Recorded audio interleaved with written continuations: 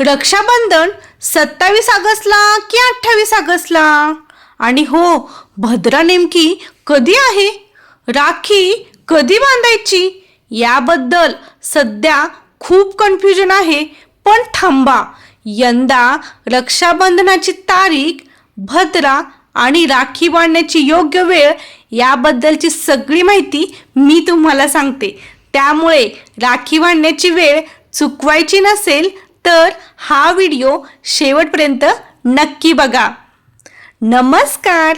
रक्षाबंधन म्हणलं की आपल्या सगळ्यांच्या डोळ्यासमोर येतं ते भाऊ बहिणीचं सुंदर नातं. बहीण भावाच्या मनगटावर राखी बांधते, भाऊ तिला गिफ्ट देतो आणि दोघंही एकमेकांसोबतचं नातं आणखी घट्ट करतात. पण यंदा रक्षाबंधनाबद्दल एक प्रश्न अनेकांना पडला आहे की रक्षाबंधन नेमकं 27 ऑगस्टला आहे की 28 ऑगस्टला? आणि त्यासोबतच दुसरा महत्त्वाचा प्रश्न म्हणजे भद्रा कधी आहे आणि राखी नेमकी कधी बांधायची? म्हणून आज आपण रक्षाबंधनाची ही सगळी माहिती अगदी सोप्या भाषेत जाणून घेणार आहोत. रक्षाबंधन नेमकं कधी? तर यंदाचं रक्षाबंधन 28 ऑगस्टला शुक्रवारी आहे. आता 27 ऑगस्ट आणि 28 ऑगस्ट असं कन्फ्युजन का होतो? कारण श्रावण पौर्णिमा तिथी 27 ऑगस्टला सुरू होते आणि 28 ऑगस्टच्या सकाळपर्यंत असते. पण रक्षाबंधनासाठी पौर्णिमा कोणत्या दिवशी प्रचलित आहे? त्यानुसार 28 ऑगस्ट हा रक्षाबंधनाचा दिवस आहे. म्हणून यावर्षी राखी 28 ऑगस्टला बांधायची. मग भद्रा म्हणजे काय? आता येऊया त्या महत्त्वाच्या भद्रेवर. रक्षाबंधनाच्या दिवशी भद्रा आहे का हे आपण का पाहतो? पारंपरिक पंचांगानुसार भद्रा हा काही शुभ कार्यासाठी टाळला जाणारा कालखंड मानला जातो. म्हणून रक्षाबंधनाच्या दिवशी भद्रा असेल तर त्या काळात राखी बांधणं टाळण्याची परंपरा आहे. पण यंदा एक चांगली गोष्ट आहे. 28 ऑगस्टच्या सूर्योदयापूर्वीच भद्रा समाप्त झालेले आहे.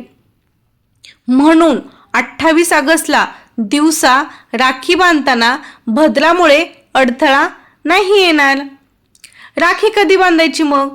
आता राखी बांधण्याच्या वेळेबद्दल इथे एक गोष्ट लक्षात ठेवणं खूप महत्त्वाचं आहे. राखी बांधण्याची अचूक वेळ शहरानुसार थोडी बदलू शकते. कारण पंचांगातील मुहूर्त ठरवताना स्थानिक सूर्योदय आणि इतर गणना लक्षात घेतल्या जातात. म्हणून आपण या एका शहराची वेळ सगळ्या लोकांसाठी सांगणं योग्य नाही. तुम्ही ज्या शहरात किंवा गावात असाल तिथल्या स्थानिक पंचांगात दिलेला रक्षाबंधनाचा शुभ मुहूर्त पाहून राखी बांधा. आणि यंदा 28 ऑगस्टला भद्रा सूर्योदयापूर्वीच संपलेले असल्यामुळे भद्रामुळे दिवस राखी बांधण्याचा अडथळा अजिबात नाहीये. आता रक्षाबंधन का साजरं करतात ते पाहूया. रक्षाबंधन म्हणजे फक्त भावाच्या हातात राखी बांधणं नाही. हा दिवस आहे भाऊ आणि बहिणीच्या प्रेमाचा, विश्वासाचा आणि एकमेकांच्या पाठीशी उभं राहण्याचा. बहीण भावाच्या मनगटावर राखी बांधते, भाऊ बहिणीला काहीतरी गिफ्ट देतो. पण त्या छोट्याशा राखीच्या धाग्यामागे असते ती एक मोठी भावना. आपण एकमेकांसाठी आहोत. आयुष्यात कितीही भांडणं झाली, कितीही गैरसमज झाले तरी भाऊ बहिणीचं नातं काहीतरी वेगळंच असतं. आता रक्षाबंधनाशी संबंधित अनेक कथा आहेत आणि लोकपरंपराही सांगितल्या जातात. त्यापैकीच एक म्हणजे श्रीकृष्ण आणि द्रौपदीची कथा खूप प्रसिद्ध आहे. लोकप्रिय कथेनुसार श्रीकृष्णाच्या हाताला जखम झाल्यावर द्रौपदीने आपल्या वस्त्राचा तुकडा फाडून त्याच्या हाताला बांधला. द्रौपदीने केलेल्या त्या आपुलकीची आठवण ठेवून श्रीकृष्णाने तिचं रक्षण करण्याचं वचन दिलं, अशी कथा सांगली जाते. या कथेतून एक खूप सुंदर भावना समोर येते. रक्षण म्हणजे फक्त संकटापासून वाचवणं नाही, तर गरजेच्या वेळी आपल्या माणसाच्या पाठीशी उभं राहणं. आणि हो, रक्षाबंधनाच्या काळात येणारी श्रावण पौर्णिमा महाराष्ट्रासाठी आणखी एका कारणाने महत्त्वाची आहे. ती कोणती? तर नारळी पौर्णिमा. विशेषतः कोळी बांधवांसाठी या सणाला मोठं महत्त्व आहे. समुद्राशी जोडलेल्या जीवनात समुद्राला कृतज्ञतेने नारळ अर्पण करून पूजा करण्याची परंपरा आहे. म्हणून श्रावण पौर्णिमा ही फक्त राखीची नाही, तर आपल्या संस्कृतीत निसर्ग, समुद्र आणि परंपरेशी जोडलेली आहे.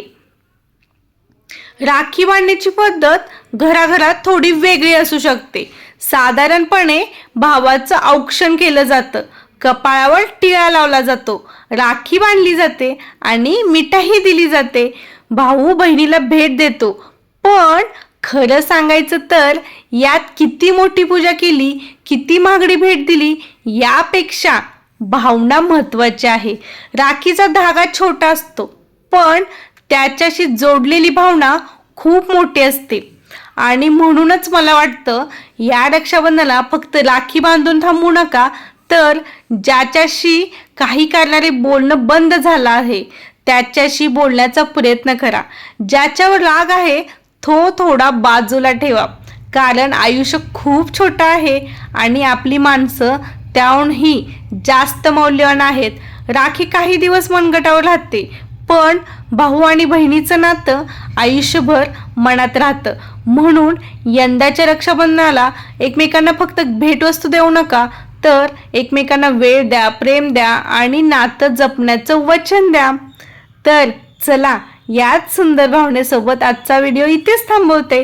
तुम्हा सर्वांना आणि तुमच्या भावंडांना रक्षाबंधनाच्या मनापासून खूप खूप शुभेच्छा. भेटूया आपल्या नेक्स्ट व्हिडिओमध्ये. तोपर्यंत खुश राहा, आनंदी राहा आणि आपल्या माणसांसोबत प्रेमाने राहा. आणि हो, व्हिडिओ आवडला असेल तर लाईक, शेअर आणि किरण फ्युजन चॅनेलला सबस्क्राईब करायला विसरू नका. जय श्री कृष्ण.